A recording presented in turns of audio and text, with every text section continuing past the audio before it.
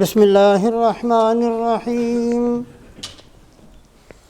الحمد للہ نحمده ونستعینه ونستغفره ونؤمن به ونتوکل علیہ ونعوذ باللہ من شرور انفسنا ومن سیئات اعمالنا من يهده الله فلا مضل له ومن يضلله فلن تجد له وليا مرشدا أما بعد فقال الله تبارك وتعالى أعوذ بالله من الشيطان الرجيم بسم الله الرحمن الرحيم قال الله هذا يوم ينفع الصادقين صدقهم لهم جنات تجري من تحتها الأنهار خالدين فيها أبدا رضي الله عنهم ورضوا عنه ذلك الفوز العظيم وعن ابن مسعود رضي الله تعالى عنه قال قال رسول الله صلى الله عليه وسلم عليكم بالصدق فإن الصدق يهدي إلى البر وإن البر يهدي إلى الجنة وما يزال الرجل يصدق ويتحرى الصدق حتى يكتب عند الله صديقا أو كما قال رسول الله صلى الله عليه وسلم۔ ایک معمولی اور ایک ادنا مسلمان ہونے کی حیثیت سے ہم سب اس بات کو جانتے ہیں کہ سچ کو اور سچے آدمی کو دنیا میں بسنے والا ہر انسان، خواہ وہ مسلمان ہو یا غیر مسلم ہو، پڑھا لکھا ہو یا ان پڑھ ہو، اچھے لوگوں میں اس کا شمار ہو یا برے لوگوں میں اس کا شمار ہو، سچ کو اور سچے آدمی کو ہر ایک عزت و احترام سے دیکھتا ہے، اور جھوٹ کو اور جھوٹے آدمی کو دنیا کا ہر آدمی حقارت کے ساتھ اور نفرت کے ساتھ دیکھتا ہے۔ رسول پاک علیہ السلام جس زمانے میں تشریف لائے ہیں، آپ کی تشریف آوری سے پہلے والے زمانے کو زمانہ جاہلیت کہا جاتا ہے۔ جہالت عروج پر تھی، ہر غلط کام کو اچھا کام سمجھ کر کیا کرتے تھے۔ قتل کرنا، خون بہانا، لڑائی کرنا، تلوار نکالنا، اس کو بہادری سمجھتے تھے۔ ظلم کرنے کو بہادری سمجھتے تھے۔ بے حیائی کے کام کرنے کو مردانگی سمجھتے تھے۔ لوٹ مار کو کاروبار سمجھتے تھے۔ بہت ساری برائیاں ان کے اندر موجود تھیں، لیکن اس جہالت کے باوجود جھوٹ سے سخت نفرت کرتے تھے۔ زمانہ جاہلیت کے اندر بھی جھوٹ نہیں بولا جاتا تھا۔ رسول پاک علیہ السلام نے شام کے بادشاہ ہرقل کے پاس خط لکھا۔ جب خط شام ہرقل کے پاس پہنچا ہے تو ہرقل نے کہا کیونکہ مکہ کا رہنے والا ہو اس کو بلا کر لاؤ تاکہ میں اس آدمی کے بارے میں جس نے مجھے یہ خط لکھا ہے تحقیق کر سکوں۔ ابو سفیان اس وقت ملک شام تجارت کی نیت سے گئے ہوئے تھے، مسلمان نہیں تھے۔ ان کو بلایا گیا اور ہرقل نے رسول پاک علیہ السلام کے بارے میں بہت سارے سوال کیے۔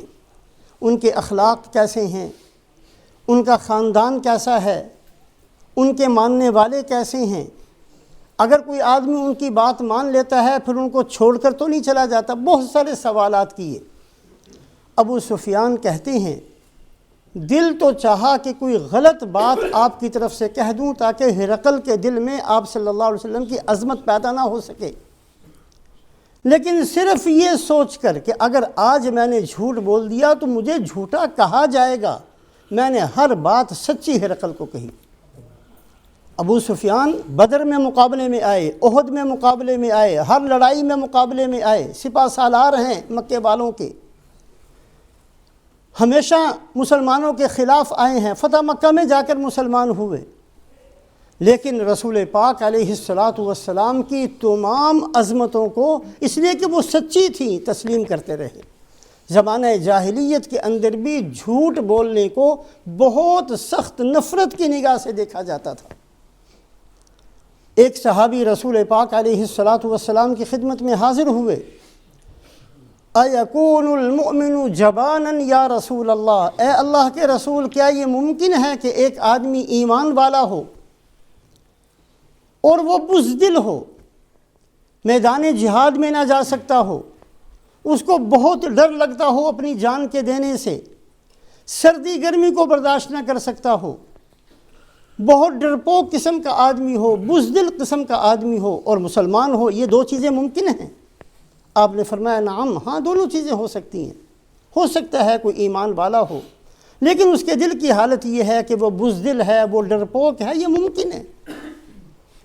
پھر اسی صحابی نے سوال کیا، اَيَكُونُ الْمُؤْمِنُ بَخِيلًا یا رسول اللہ، اے اللہ کے رسول کیا یہ ممکن ہے کہ ایک ایمان والا بھی ہو اور بخیل بھی ہو، اس کو مال خرچ کرنا مشکل ہو، اس کو صدقہ خیرات کرنا مشکل ہو، وہ مہمان نوازی نہ کرنا جانتا ہو، وہ بخیل ہو، بخل اس کے اندر موجود ہو اور وہ ایمان والا بھی ہو؟ آپ نے فرمایا نعم، ہاں یہ چیز بھی ہو سکتی ہے، ایمان والا بھی ہو بخیل بھی ہو، ممکن ہے، ہونا نہیں چاہیے لیکن ہو سکتا ہے۔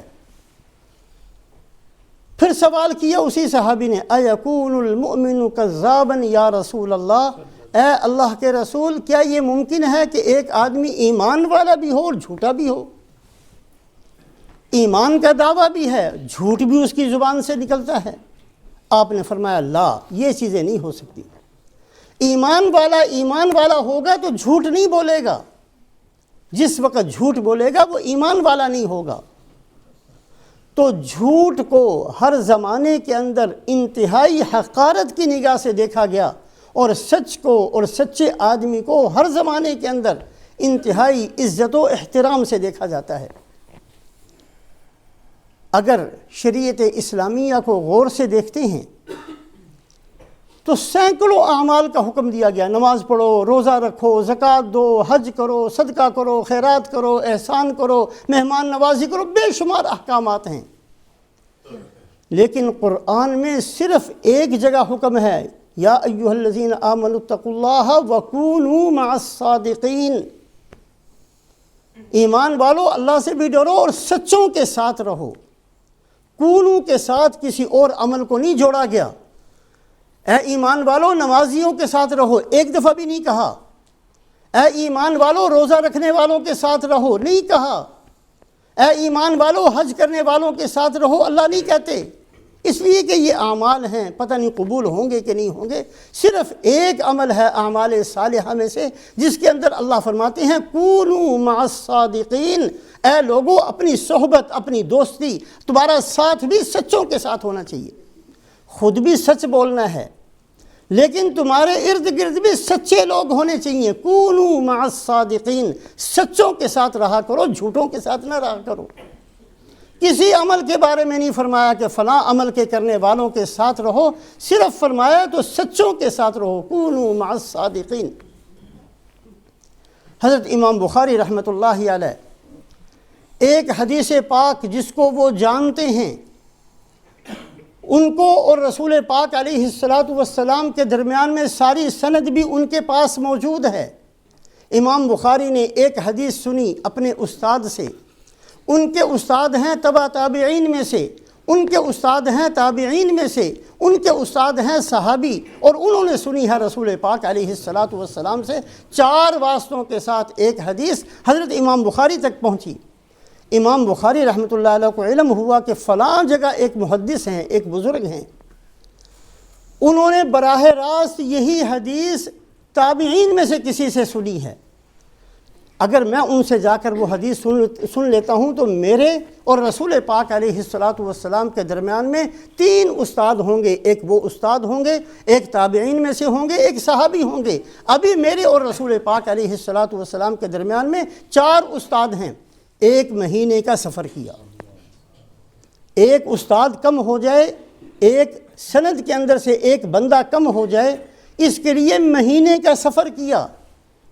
سفر کر کے پہنچے، اس محدث کے پاس گئے، وہ اپنے گھوڑے کو بلا رہے تھے، جھولی کو ایسے کر کے، جیسے جھولی کے اندر کچھ ہے اور وہ گھوڑے کو اپنے قریب کرنا چاہتے ہیں۔ امام بخاری نے کہا آپ کی جھولی میں کچھ ہے؟ کہا جھولی میں کچھ نہیں، صرف جانور کو اپنی طرف متوجہ کرنے کے لیے یہ میں نے طریقہ اختیار کیا۔ وہیں سے واپس آ گئے کہ جو آدمی جانور کے ساتھ بھی جھوٹ بولے میں نے اس سے بھی حدیث نہیں سنی۔ تو سچ کو ہر زمانے کے اندر بڑی عزت و احترام سے دیکھا گیا، اور جھوٹ کو ہر زمانے کے اندر حقارت اور نفرت کے ساتھ دیکھا گیا۔ مسلمان ہو جھوٹ بولے یہ ناممکن۔ شیخ عبد القادر جیلانی رحمۃ اللہ علیہ 5 سال کی عمر میں یتیم ہو گئے۔ باپ نے وراثت کے اندر کچھ اشرفیاں چھوڑی تھیں۔ علم سیکھنے کے لیے بغداد کا سفر کرنے لگے تو ماں نے وہ اشرفیاں کرتے کے اندر سی دیں اور جاتے ہوئے کہا کہ بیٹا جھوٹ نہ بولنا۔ راستے میں اس قافلے پر ڈاکو پڑ گئے، سب کا مال لوٹ لیا۔ ایک ڈاکو نے، یہ بچے تھے، ان سے کہا تمہارے پاس بھی کچھ ہے؟ کہا ہاں میرے پاس بھی ہے۔ کہا تمہارے پاس کیا ہے؟ کہا میرے پاس 40 اشرفیاں ہیں۔ 40 اشرفیاں بڑی رقم تھی۔ وہ پہلے تو مذاق سمجھا کہ شاید بچہ ہے، جھوٹ بولتا ہے، مذاق کرتا ہے۔ کہا سچ بتاؤ تمہارے پاس ہیں؟ کہا ہاں میرے پاس ہیں۔ کہاں ہیں؟ تو وہ اپنا کرتا اٹھا کر کہا یہ میری ماں نے اس میں سی کے رکھی ہیں۔ کہا تو نے چھپایا کیوں نہیں؟ ہم تو ویسے، تو کہہ رہی تھا نہیں ہے تو ہم مان جاتے تیری بات کو۔ کہا نہیں میری ماں نے کہا تھا جھوٹ نہ بولنا، میری ماں نے کہا تھا جھوٹ نہ بولنا۔ وہ ڈاکو اپنے سردار کے پاس لے کر گئے کہ عجیب بچہ ہے، اس کو ہم نے پکڑنا نہیں تھا، اس کا مال ہم نے لینا نہیں تھا، یہ خود کہتا ہے کہ میرے پاس مال ہے اور آگے سے کہتا ہے کہ میری ماں نے مجھے کہا تھا کہ جھوٹ نہ بولنا۔ اسی وقت وہ ڈاکوؤں کا سردار رونے لگا کہ ایک آدمی، ایک بچہ اپنی ماں کی ایسی بات مانتا ہے اور میں اللہ کی بات نہیں مانتا۔ اسی وقت توبہ کی، پورے ڈاکوؤں نے توبہ کی، امام پیران پیر شیخ عبد القادر جیلانی رحمۃ اللہ علیہ کے ایک سچ پر۔ تو سچ ایک ایسی خوبی ہے، ہر زمانے کے اندر عزت و احترام کے ساتھ سچے آدمی کو دیکھا گیا، اور ہر زمانے کے اندر حقارت اور نفرت کے ساتھ جھوٹے آدمی کو دیکھا گیا۔ قرآن پاک کے اندر جھوٹ کے لیے 3 طرح کے الفاظ آئے ہیں۔ بدقسمتی سے جس معاشرے کے اندر آج ہم جی رہے ہیں، ہم نے اپنا ستیہ ناش اچھی طرح کر لیا۔ اعمال کے اندر ہم بہت کمزور ہو گئے، گناہ کے اندر ہم بڑے جری ہو گئے، آخرت کے بھولنے والے ہم بن گئے، دنیا میں لگنے والے ہم بن گئے، آخرت دین کو اپنے گھروں سے نکالنے والے ہم بن گئے۔ بہت ساری برائیاں ہمارے اندر آئی ہیں۔ ایک برائی جو بہت زیادہ ہمارے اندر ہے، ایسا معاشرہ ہم نے اپنی زندگیوں سے بنا لیا ہے کہ آج ایک باپ اپنے بچوں کے سامنے بات کرتا ہے تو بچوں کو یقین نہیں ہوتا، پتہ نہیں باپ سچی بھی کہہ رہا ہے کہ نہیں کہہ رہا۔ اس لیے کہ اسی باپ نے اتنی دفعہ اپنی اولاد کے سامنے جھوٹ بولا ہے کہ اولاد کو یقین ہی نہیں رہا اس باپ پر۔ ایک خامن اپنی بیوی کے سامنے کوئی بات کرتا ہے، بیوی کو یقین نہیں آتا، اس لیے کہ اسی خامد نے اپنی بیوی کے سامنے زندگی میں ہزاروں دفعہ جھوٹ بولا ہے، یہاں تک کہ اس کا اعتماد ختم ہو چکا۔ ایک بیوی اپنے خامد کے سامنے کوئی بات کرتی ہے، خامد کو یقین ہی نہیں آتا۔ آج ہم نے معاشرہ اپنے کرتوتوں سے، اپنے گناہوں سے، اپنی بدعملیوں سے ایسا بگاڑ لیا ہے کہ بھائی کو بھائی پر یقین نہیں رہا، دوست کو دوست پر یقین نہیں رہا، پڑوسی کو پڑوسی پر یقین نہیں رہا، دکاندار پر گاہک کو یقین نہیں رہا، بیچنے والے پر یقین نہیں رہا، کسی کو کسی پر کوئی یقین نہیں رہا۔ اس لیے کہ ہم میں سے ہر آدمی نے زندگی میں سچ کم بولا ہے، جھوٹ زیادہ بولا ہے۔ ہم نے اپنی زندگیوں کو برباد کر لیا۔ قرآن پاک کے اندر جھوٹ کے لیے 3 طرح کے الفاظ ہیں۔ ایک لفظ ہے کذب یا کذب، اس کو کہتے ہیں جھوٹ کو کذب کہتے ہیں، بدمن کذب، جھوٹ۔ اس لفظ پر اللہ نے لعنت فرمائی، لعنت اللہ علی الکاذبین، جن کے اندر کذب ہو ان پر اللہ کی لعنت۔ حالانکہ کذب کس کو کہتے ہیں؟ خلاف واقعہ بات کو کہنا۔ اب مثال کے طور پر میری عمر 60 سال ہے، میں کہوں جی میری عمر تو 55 سال ہے، یہ جھوٹ ہو گیا۔ اس جھوٹ سے کسی کو نقصان نہیں ہوگا، یہ میرا جھوٹ ہے جو میری ذات کے ساتھ لگا ہوا ہے۔ ایک خلاف واقعہ بات میں کہہ رہا ہوں جو کہ حقیقت کے خلاف ہے، حالانکہ اس سے کسی کا نقصان نہیں۔ میں اپنے آپ کو 10 سال کا کہہ دوں پھر بھی کسی کو کوئی نقصان نہیں۔ جتنی چاہے ایک آدمی اپنی ذات کے بارے میں جھوٹ بولتا رہے. ایک آدمی کے پاس علم نہیں ہے وہ کہے میرے پاس بڑا علم ہے. ایک کے پاس دولت نہیں ہے وہ کہے میرے پاس بڑی دولت ہے. ایک کے پاس دولت موجود ہے وہ کہے جی میں کنگال ہوں فقیر ہوں. یہ چیزیں ایسی ہیں جو خلاف واقعہ ہیں, یہ کذب ہیں, اس پر اللہ کی لعنت ہے. حالانکہ یہ ہلکا جھوٹ ہے, یہ وہ جھوٹ ہے جس سے کسی اور کا نقصان متعلق نہیں ہے, کسی اور کا نقصان نہیں ہے. ایک آدمی اپنی زبان سے جھوٹ بولتا ہے اور اللہ کے ہاں وہ جھوٹا لکھا جاتا ہے اور اللہ کی لعنت کا مستحق ہوتا ہے, لیکن کسی اور کو نقصان نہیں ہوتا. یہ ہے کذب, یہ ہے کذب. دوسرا لفظ ہے قرآن پاک کے اندر زور. زور یہ بہت سخت قسم کا جھوٹ ہے, یہ دوسرے درجے کا ہے. اللہ نے اپنے خاص بندوں کی جہاں صفات کو بیان کیا وہاں فرمایا والذین لا یشہدون الزور. میرے بندے وہ ہیں جو جھوٹ کی مجلس میں بھی نہیں بیٹھتے.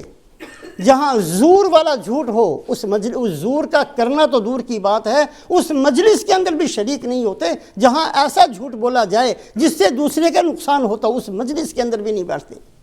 ایک صحابی فرماتے ہیں رسول پاک علیہ السلام نے فجر کی نماز پڑھائی, کھڑے ہوئے. آپ صلی اللہ علیہ وسلم کے خطبات کوئی لمبی چوڑی تقریریں نہیں ہوتی تھیں, گھنٹے گھنٹے 2-2 گھنٹے کے بیان نہیں ہوتے تھے.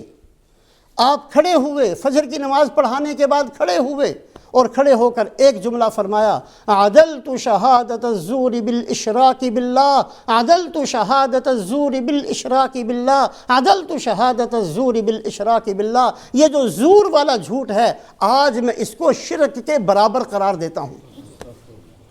اللہ فرماتے ہیں قیامت والے دن ہر گناہ کو بخش دوں گا, شرک کو نہیں بخشوں گا. 3 دفعہ رسول پاک علیہ السلام فرماتے ہیں ایک جھوٹ ہے جس کو کذب کہتے ہیں, خلاف واقعہ بات کرنا. ایک جھوٹ وہ ہے جس کو زور کہتے ہیں. اللہ کے نبی صلی اللہ علیہ وسلم نے فجر کی نماز کے بعد جو خطبہ دیا اس میں فرمایا یہ زور والا جو جھوٹ ہے اس زور والے جھوٹ کو میں شرک کے برابر قرار دیتا ہوں. یہ کون سا جھوٹ ہے؟ یہ وہ جھوٹ ہوتا ہے کہ جھوٹ کو سچ بنا کر پیش کیا جائے, اس طریقے سے پیش کیا جائے کہ اگلا بندہ یہ سمجھے کہ یہ سچا ہے. ایسے جھوٹ کو, جس جھوٹ کو بڑے بنا سنوار کر پیش کیا جائے اس کو زور کہتے ہیں. بدقسمتی سے آج عام طور پر 4 بڑے زور والا گناہ, زور والا جھوٹ آج پوری امت مسلمہ کے اندر 4 بڑے یہ زور والے گناہ موجود ہیں. ایک کاروبار کے اندر زور, تجارت کے اندر زور, بیچتے ہوئے مال کی بے تحاشا تعریف کر دینا, تجارت کے اندر زور. تجارت جھوٹ پر قائم ہے. رسول پاک علیہ السلام فرماتے ہیں, بخاری اور مسلم شریف کی روایت ہے کہ خریدنے والا بیچنے والا ان صدقا و بینا بورک لہما فی بیعہما, بیچنے والے نے اور خریدنے والے نے اگر سچی بات کی اور بالکل صاف بات کو بتا دیا, اللہ پاک ان کی اس خرید و فروخت میں برکت ڈال دیتے ہیں. ہم واقف نہیں ہیں برکت کیا ہوتی ہے, اس لیے کہ ہماری بنیادیں جھوٹ پر قائم ہیں. اور فرمایا جس تجارت کی بنیاد جھوٹ پر ہوگی محقت برکت بیعہما, اللہ پاک اس بیع کی, اس خرید و فروخت کی برکت کو مٹا دیں گے, ختم کر دیں گے. برکت رسول پاک علیہ السلام کی خدمت میں حدیبیہ کے اندر 1 پیالہ پانی آپ نے دستے مبارک رکھا, 1400 کو وہ پانی کافی ہو گیا.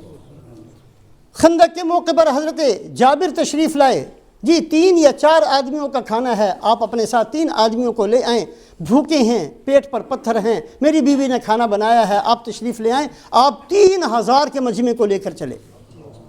3 آدمیوں کا کھانا 3000 کو کافی ہو گیا. حضرت جابر رضی اللہ تعالیٰ 10 بہنوں کے اکیلے بھائی ہیں, 10 بہنیں, باپ شہید ہو گئے احد کے اندر.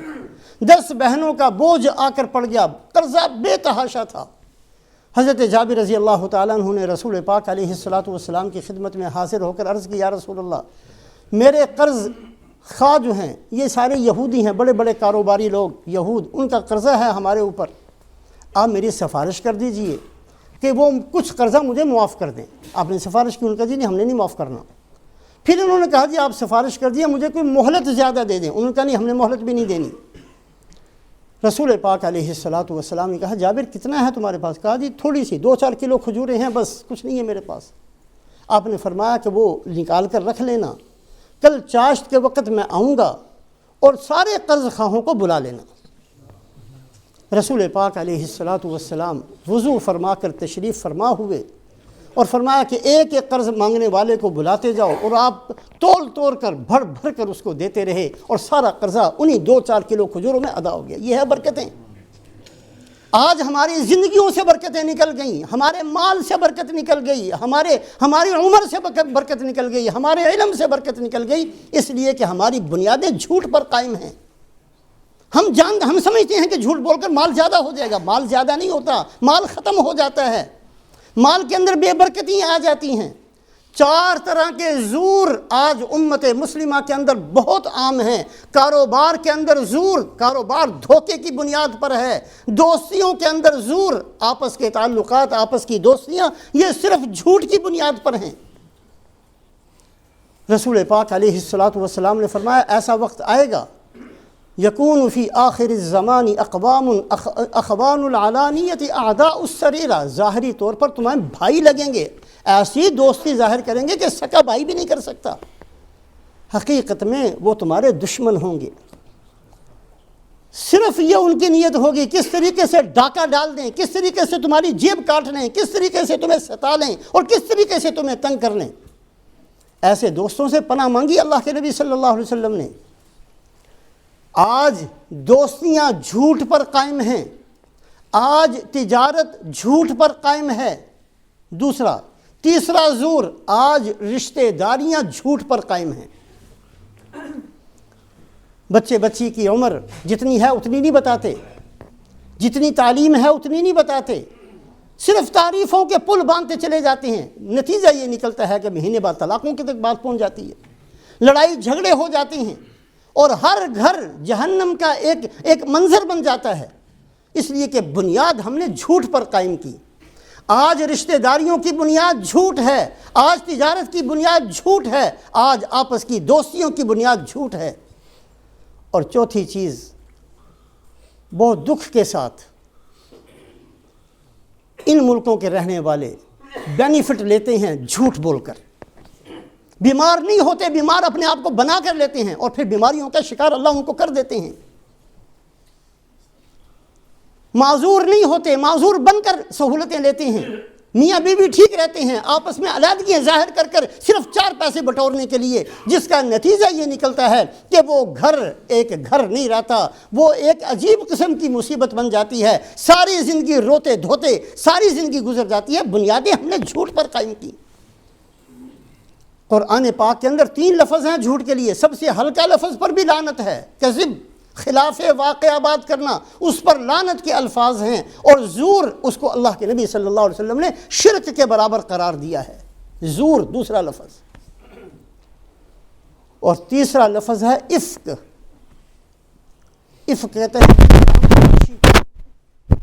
جھوٹ بولنا اور کسی بندے پر ایسا عیب، ایسا الزام لگا دینا جو بیچارے کے اندر نہیں ہے۔ کسی نے غلط کام نہیں کیا، اس کو غلط کام کرنے والا بتا دیا۔ کسی نے دھوکہ نہیں دیا، اس کو دھوکہ دینے والا ظاہر کر دیا۔ کسی پر الزام تراشی اس کے لیے ہے افک کا لفظ۔ یہ 3 لفظ ہیں جھوٹ کے لیے۔ خلاف واقعہ بات ہو تو کذب ہے، اور ایسا جھوٹ جس کو سچ کر کے ثابت کیا جائے وہ زور ہے، اور ایسا جھوٹ جس کے اندر دوسرے کی عزت سے کھیلا جائے یہ افک ہے۔ حضرت علی رضی اللہ تعالیٰ عنہ سے ایک روایت ہے کہ جو آدمی کسی پر الزام لگائے گا، کتنا ہی چھوٹے سے چھوٹا الزام ہو، قیامت والے دن اللہ پاک نے ایک آگ کا پہاڑ بنایا ہے، آگ کا پہاڑ، اور بعض روایات کے اندر اس کی اونچائی 50 سال تک ایک بندہ چلے تو اس کی چوٹی تک پہنچے۔ اس آگ کے پہاڑ پر اللہ پاک اس الزام لگانے والے کو کہیں گے کہ چڑھ جا، اس کی چوٹی پر پہنچ۔ جب وہ چوٹی پر پہنچے گا اور ساری کائنات اولین آخرین اس میدان میں موجود ہوں گے، آدم علیہ السلام سے لے کر قیامت تک آنے والے سب کے سب اس میدان میں موجود ہوں گے۔ اس الزام لگانے والے سے کہا جائے گا چوٹی پر پہنچ کر اپنے آپ کی تکذیب کر، یہ کہہ کہ میں نے جھوٹ بولا تھا، ساری انسانیت کو بتا کہ میں جھوٹا تھا، میں نے غلط الزام لگایا تھا، جس بندے کے اوپر میں نے الزام لگایا تھا وہ نہیں تھا عیب اس کے اندر، میں نے اپنی طرف سے صرف اپنی طرف سے جھوٹ بول کر اس پر یہ الزام لگایا۔ تو 3 لفظ ہیں، کذب، زور اور افک، کسی پر الزام لگانا یہ معمولی چیز نہیں ہے، بہت بڑا گناہ ہے کسی پر الزام لگانا، ایسی چیز کسی کی طرف منسوب کرنا جو اس کے اندر نہیں ہے۔ حدیث پاک کی 6 جو صحیح کتابیں ہیں اس میں ایک کتاب ہے موطا امام مالک رحمۃ اللہ علیہ۔ حضرت امام مالک رحمۃ اللہ علیہ نے ایک حدیث کی کتاب لکھی، موطا اس کا نام ہے، اس کی ایک شرح لکھی گئی جس کا نام ہے زرقانی۔ علامہ زرقانی رحمۃ اللہ علیہ نے واقعہ لکھا موطا کی شرح زرقانی کے اندر کہ مدینہ منورہ کی مضافات میں، امام مالک رحمۃ اللہ علیہ مدینہ منورہ میں ساری عمر رہے، مدینہ منورہ کے مضافات میں ایک بستی تھی چھوٹی سی، اس بستی کے اندر کسی عورت کا انتقال ہو گیا، جس عورت کو جو غسل دیا کرتی تھی میتوں کو، اس کو بلایا گیا۔ جب اس نے غسل دینا شروع کیا تو غسل دیتے دیتے اس کا ہاتھ اس کے جسم کے اوپر تھا نہلاتے ہوئے، اس نے کہا کہ یہ جو عورت جو مر گئی ہے اس کے فلاں آدمی کے ساتھ تعلقات تھے، یہ کہنا تھا کہ اس کا ہاتھ وہیں چپک گیا، جہاں تھا وہیں چپک گیا، ایسا بن گیا جیسے اس کے جسم کا حصہ ہے، ایسا چپک گیا۔ اب بڑا زور لگایا، اس کا ہاتھ الگ نہیں ہوتا، باہر لوگ انتظار میں ہیں، رشتہ دار انتظار میں، جلدی کرو غسل کو، جلدی کرو، ہم نے اس کی تدفین کرنی ہے۔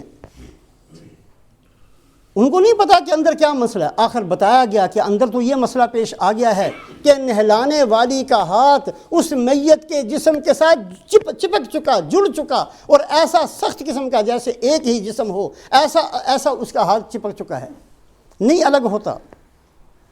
کسی نے کہا اس کا ہاتھ کاٹ دو، اس نے کہا میرا ہاتھ کیوں کاٹتے ہو بھائی؟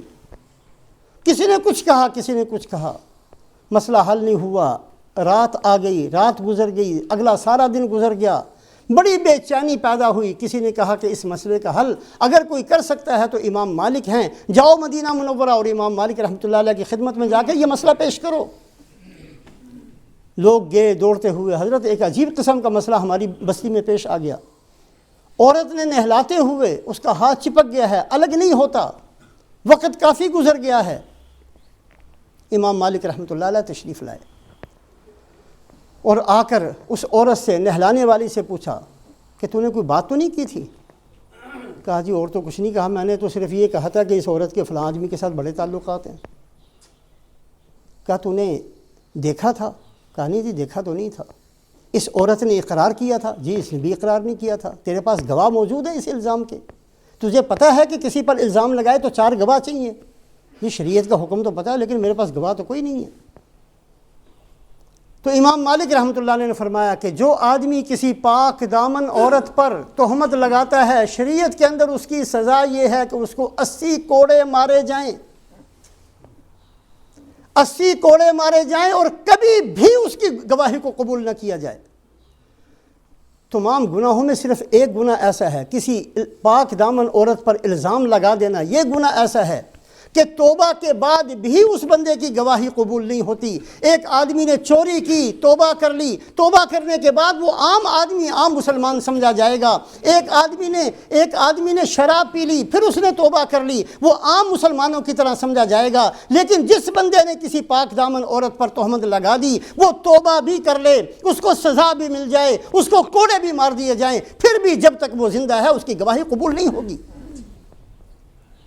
امام مالک رحمۃ اللہ نے فرمایا کہ اس کا ہاتھ الگ نہیں ہوگا جب تک اس کی پشت پر 80 کوڑے نہیں مارو گے، یہ ہاتھ ایسے ہی چپکا رہے گا۔ اب اس نہلانے والی کے پشت پر جب پورا 80واں کوڑا لگا ہے تو ہاتھ الگ ہوا۔ تو 3 طرح کے الفاظ ہیں۔ آج جھوٹ کو ہم نے بہت اپنی زندگیوں میں داخل کر لیا، ہماری رشتہ داریاں جھوٹ پر قائم، ہماری دوستیاں جھوٹ پر قائم، ہمارے بینیفٹ سارے جھوٹ پر قائم، بہت کچھ ہم نے کر لیا۔ خدا کے لیے اپنے آپ کو بچائیں ان چیزوں سے۔ کہاں تک جائیں گے ہم؟ کیا بن کر دنیا سے جانا چاہتے ہیں؟ کس منہ کو لے کر قبر میں جانا چاہتے ہیں؟ حضرت علامہ شامی رحمۃ اللہ علیہ نے بہت ساری احادیث کو جمع کیا، اور کرنے کے بعد، اس لیے کہ مختلف احادیث کے اندر مختلف چیزیں ہوتی ہیں، 8 بندے ایسے انہوں نے مختلف احادیث سے ثابت کیے اور نکالے کہ یہ 8 بندے ایسے ہیں کہ جب قبر میں جائیں گے ان سے قبر میں سوال نہیں ہوگا، عذاب نہیں ہوگا۔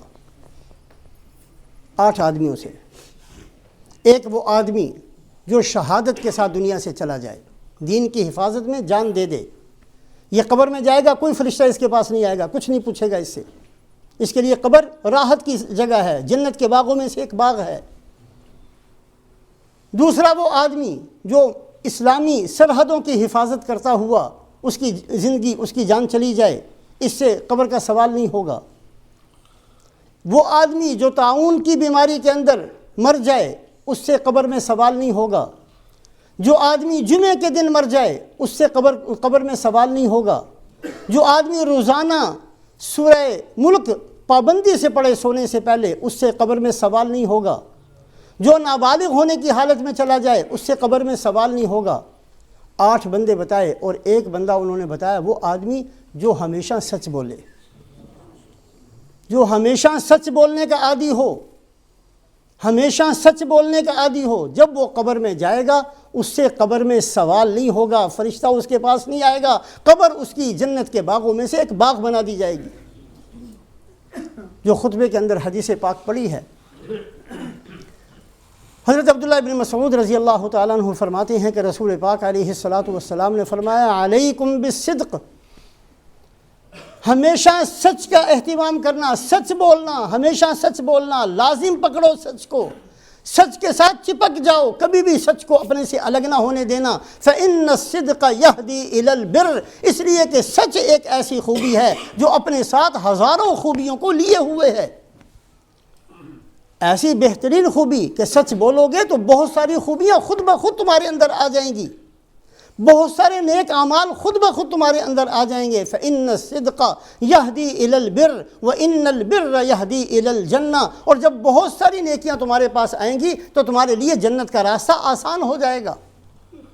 اور اس کے بعد فرمایا، وما يزال الرجل يصدق ويتحرى الصدق، ایک آدمی اپنی زندگی کے اندر سچ کا اہتمام کرتا رہتا ہے، سچ ہی بولنے کی عادت ڈالتا ہے، بچوں کو کہتا ہے سچ بولنا چاہیے، خود سچ بولتا ہے، گھر کا ماحول سچ کی بنیاد پر قائم کرتا ہے، اپنی کاروبار کو سچ کی بنیاد پر چلاتا ہے، سچ کا اہتمام کرتے کرتے وَيَتَحَرَّ الصِّدْقَ، اور سچ کے پیچھے ہی چلتا رہتا ہے، حَتَّى يُكْتَبَ عِنْدَ اللَّهِ صِدِّيقًا، جب وہ بہت زیادہ سچ کا اہتمام کرتا ہے، اللہ فرشتوں سے فرماتے ہیں اس کا نام صدیقین کے اندر لکھ دیا جائے۔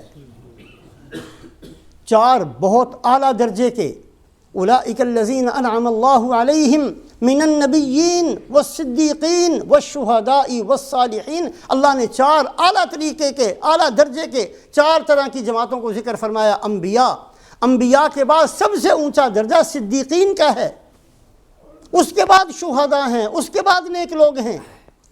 جو آدمی سچ کا اہتمام کرتا رہتا ہے، سچ کی بنیاد پر اپنی زندگی کو لے کر چلتا ہے، سچ کی بنیاد پر اپنے بچوں کو پالتا ہے، سچ کی بنیاد پر اپنے کاروبار کو کرتا ہے، سچ کی بنیاد پر دن کو گزارتا ہے، سچ کی بنیاد پر رات کو گزارتا ہے، سچ کا عادی بنتا ہے، سچا شمار ہوتا ہے، حتیٰ یکتب عند اللہ صدیقا، یہاں تک کہ اللہ پاک اس کو صدیقین میں لکھ دیتے ہیں۔ اور یہ وہ بندہ بن جاتا ہے جس کے بارے میں اللہ کے نبی صلی اللہ علیہ وسلم نے فرمایا کہ جب قبر میں جائے گا تو قبر میں اس سے سوال نہیں ہوگا۔ اور اس کے بعد فرمایا وَإِيَّاكُمْ وَالْكِذْبَ، دیکھو جھوٹ سے بچنا، جھوٹ سے بچنا۔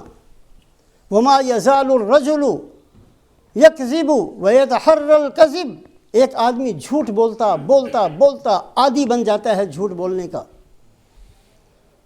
اس کی ہر چیز جھوٹ کی بنیاد پر قائم ہوتی ہے. کسی سے تعلق قائم کرے گا تو جھوٹ بول کر کرے گا, کہیں رشتہ داری کرے گا تو جھوٹ بول کر کرے گا, کچھ بیچے گا تو جھوٹ بول کر, کچھ خریدے گا تو جھوٹ بول کر, کسی سے کچھ لے گا تو جھوٹ بول کر, دے گا تو جھوٹ بول کر. ایک آدمی جھوٹ جھوٹ جھوٹ کا عادی بنتا چلا جاتا ہے. حتیٰ یکتب عند اللہ کذابا, یہاں تک کہ اللہ فرشتوں کو کہتے ہیں اس کو کذاب لکھ دو. کذاب,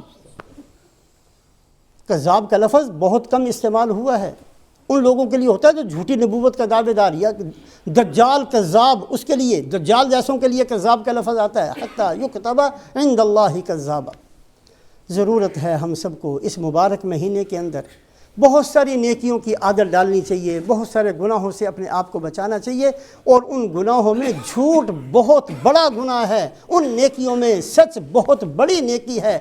کوشش کریں اپنی ذات کے ساتھ بھی, اپنے گھر کے ساتھ بھی, کہ اپنے آپ کو سچ بولنے کا عادی بنائیں, سچ بولنے کی عادت ڈالیں, سچ کی بنیاد پر اپنی زندگیوں کو لے کر چلیں. اللہ پاک ہم سب کو عمل کی توفیق.